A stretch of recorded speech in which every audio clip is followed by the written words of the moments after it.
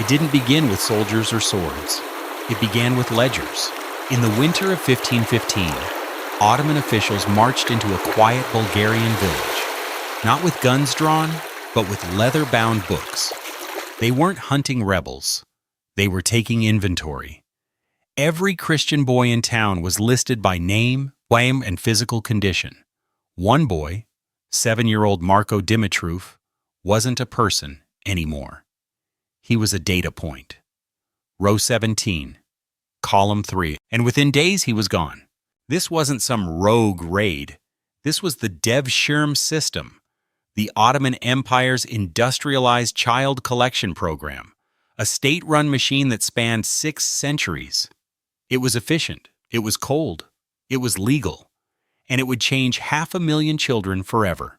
But what most people don't realize, this wasn't slavery in the shadows. It was policy, with paperwork. Imagine government employees arriving in your town, clipboard in hand, politely informing you they're taking your child, as per quota. Every village had its number. Koprivnice owed 23 boys. Panagorishta 31, Pazarajic 47. These weren't random guesses. They were calculated using population density, yield history, and imperial staffing needs. The Ottoman state had turned human collection into math. Document number 30847. Yes, it still exists. Lists these quotas down to the decimal. It's not fiction, it's in the archives. And Marko? He was already in the ledger months before the collectors arrived. Boys between 7 and 20 were targeted. Strong, healthy, preferably from ethnic groups known for specific traits. Albanians were considered loyal, Bosnians tall, Greeks intelligent. The Ottoman machine codified these racist stereotypes into official selection policy. One French diplomat wrote in 1631, "The Turks handle the boys as our merchants handle horses. They examined teeth, measured limbs, prodded muscles. They didn't see children. They saw assets." In 1522, things snapped. Ottoman quotas spiked by 40%. Villages that once surrendered 20 children were now ordered to hand over 28, even 6-year-olds. In the town of Ujit, the collectors demanded 67 boys. The people refused, and the rebellion that followed left 3,000 dead. The empire's response? Not regret, not reform. Just better spreadsheets to avoid future inventory disputes. Let that sink in. Some families tried to fight back with gold. The going rate to save your son? 50 gold coins, 5 years' income. Others married their sons off young, hoping the collectors would respect marriage. But by 1540, the empire stopped caring. They were taking married boys too, sometimes as young as 12, leaving behind child brides and shattered families. One folk song from Serbia still echoes that pain. 9 sons I bore, 9 sons I raised, 9 sons the Turks have taken. Now I birth only tears. I nurse only sorrow. My womb is a grave. My breasts give poison. Those aren't metaphors. That's generational trauma.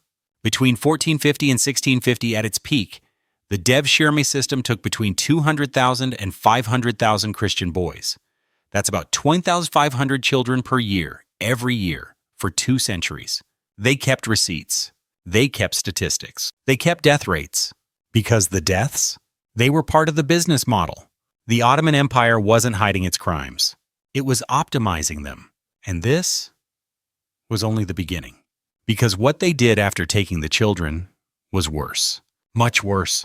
If you thought abduction was the worst part, think again. The real nightmare began not when the boys were taken, but when everything they had ever been was systematically erased. From the moment they were loaded onto transport wagons, the reprogramming began. Boys were forbidden from speaking their native languages. Guards enforced Turkish-only policies. Imagine being 7 years old, terrified, surrounded by strangers, and not allowed to speak the only words you knew. Take the case of Ahmed, formerly Alexandros, a 10-year-old Greek boy collected in 1543. Ottoman training records from the Enderun school tracked his psychological breakdown like a performance review. Week 1, still responds to birth name, correction applied. Week 4, no longer responds to original name. Week 12, memorized Turkish prayers. By month 6, he had been completely reprogrammed. The empire considered that a success. In 1507, at the Galata training facility, guards caught 50 boys whispering in Serbian during rest hours. Their punishment wasn't just physical, it was psychological. Each was forced to publicly renounce his homeland and declare loyalty to the Sultan. 3 boys refused. They were isolated for weeks.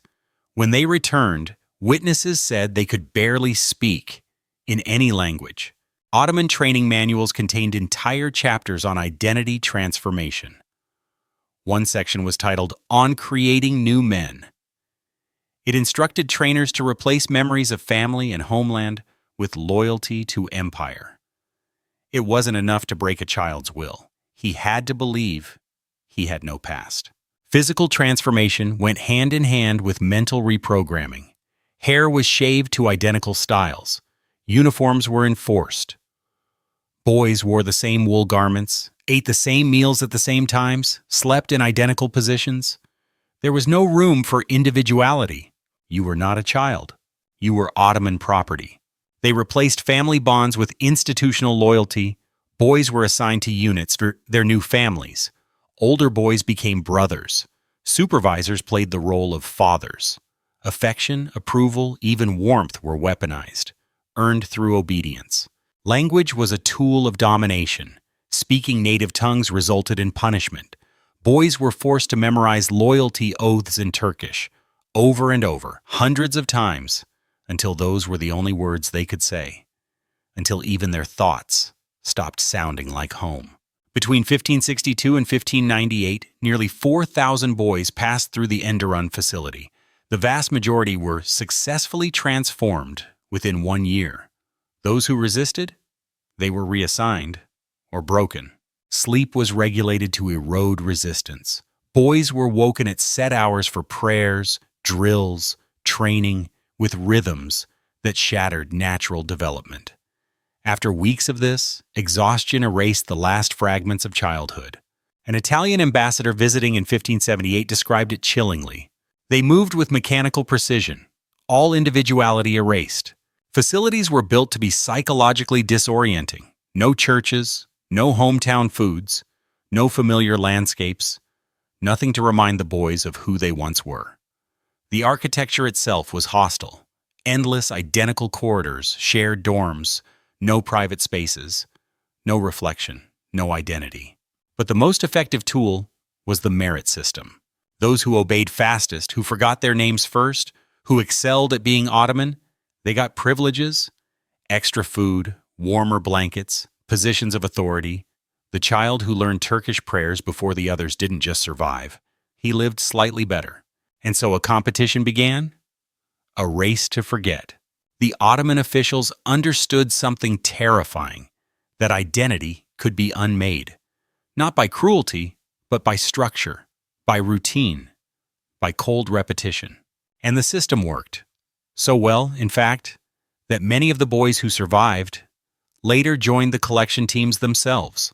They became the men who tore other boys from their mothers. They enforced the rules they had once suffered under, because they had nothing left to return to. One French observer in 1605 put it bluntly, "To speak with a Janissary-born Christian is to converse with a man who has no past. The boy who once was no longer exists. In his place stands an Ottoman creation, complete in loyalty because he has no identity left to betray." Erasing their identity was just the beginning. The true horror lay in what came next, the industrial allocation of these children into a system that treated human lives like resources to be optimized, deployed, and discarded. Not all boys became soldiers, that was just one category. Ottoman palace records show precise classifications: treasury servants, palace pages, scribes, personal aides. Each role came with its own training program, curriculum, and criteria. Children were sorted based on physical features, perceived intelligence, and even ethnic stereotypes. Albanians for loyalty, Greeks for intellect, Bosnians for strength. This wasn't chaos, it was design. In 1560, The Devshirme ledger from Bosnia listed 1,700 boys. Beside each name, height, age, temperament, physical notes, like auction notes for livestock. A 9-year-old named Dode from Sievo was flagged for palace aptitude. That scribbled note sealed his fate as definitively as a courtroom sentence. Parents had been replaced by paperwork. The Ottoman machine had perfected human resource management, centuries before the term existed. Some boys entered military tracks, trained to become janissaries, elite shock troops of the empire. Their loyalty was absolute. Their violence was legendary. And many of them were former Christian children, now fully Ottoman, now collecting more Christian children for the next generation. But others, the ones deemed physically graceful or particularly beautiful, were redirected elsewhere, into entertainment. The Koček tradition was a cultural institution that would disturb modern sensibilities. Young boys, typically selected between ages 12 and 16, were trained in music, dance, poetry, and performance. These boys, often former Devshirme recruits, performed in lavish houses across Constantinople. They wore ornate costumes, danced for elite audiences, and were showered with gold and favors. Their movements were choreographed, their expressions trained, their role equal parts entertainer, property, and object of desire. This wasn't hidden, it was sanctioned. The Istanbul Entertainment Guild, established in 1577, managed recruitment, training, payment, and retirement. Yes, they had retirement plans for boys who aged out of performance. The system was so integrated, so normalized, that when a deadly riot broke out in 1650, sparked by two Ottoman officials competing over the same dancer, the government didn't abolish the performances. They just issued new crowd control policies. French diplomats described the scene with a mix of shock and fascination. One wrote in 1674, "The most gifted performers are treated like celebrities, yet remain property of their masters." The economics were staggering. Top Koček performers could earn 50 gold dinars per show, more than a craftsman made in a year. But they rarely saw a coin. Managers took the profits. Performers remained tools. The guild maintained strict hierarchies. Newcomers served as assistants. Rising stars trained in elite houses. The best were booked privately by high-ranking officials, sometimes for performances, sometimes for less public purposes. One performer, Mehmed, wrote years later, "We danced, we were praised, but none of it was ours. Not the applause, not the money, not even our names." And this was just one track. Others were placed in Ottoman households as personal attendants, concubines, entertainers, or servants. The empire didn't waste resources. Every child was used, thoroughly, strategically, and often, until death. Palace logs show entire departments dedicated to assigning children based on output potential. Cost-benefit calculations determined whether a boy would be trained as an administrator or discarded to menial labor. Higher mortality in some programs was acceptable, if the survivors were more valuable. The empire didn't see cruelty. They saw efficiency. They didn't mourn broken children. They tracked loss rates. In 1598 alone, over 10,000 boys were processed through various programs. Many never survived past training. Those who did were often left permanently scarred, physically, mentally, and spiritually. One survivor, through Ibrahim, wrote decades later, "The worst part wasn't the pain. It was knowing the child I once was no longer existed." And the system never stopped evolving. Every year, the Ottoman Empire refined its methods, not to reduce suffering, but to improve outcomes. And what they built was nothing short of a human factory. If the treatment of boys horrified you, what the Ottoman Empire did to women was even more vast, more profitable, and even more invisible. At its peak, Constantinople alone held over 300,000 enslaved women. Thousands more flowed through the empire's markets every month. This wasn't hidden in alleyways. This was an institution, sanctioned, taxed, and regulated.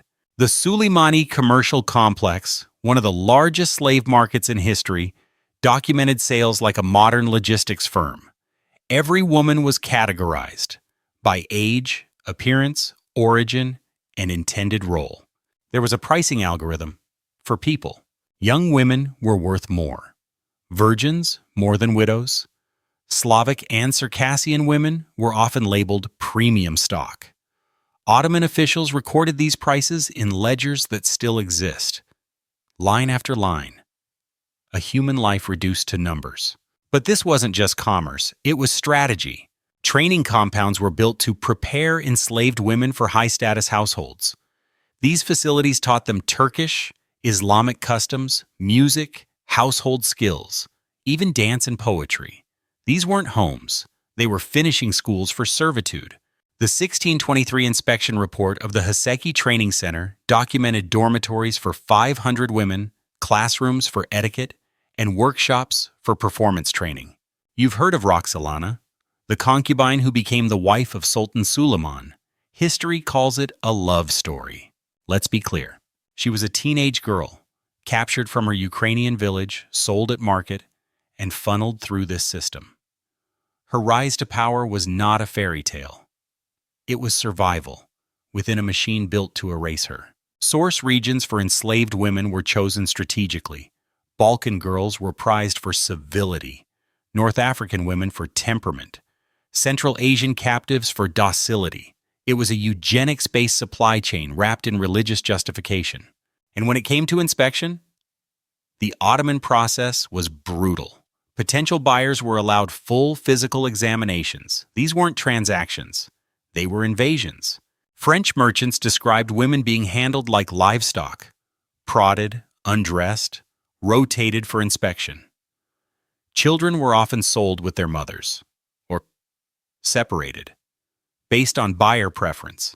And the buyers, not just merchants or nobles, the palace itself.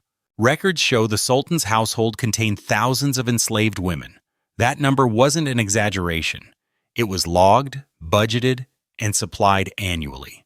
This was a city where slavery operated with the same normalcy as a modern shopping mall. But here's the most disturbing part. Despite hundreds of thousands of enslaved women and Ottoman men of reproductive age living in proximity, demographic records show virtually no evidence of a mixed-race population.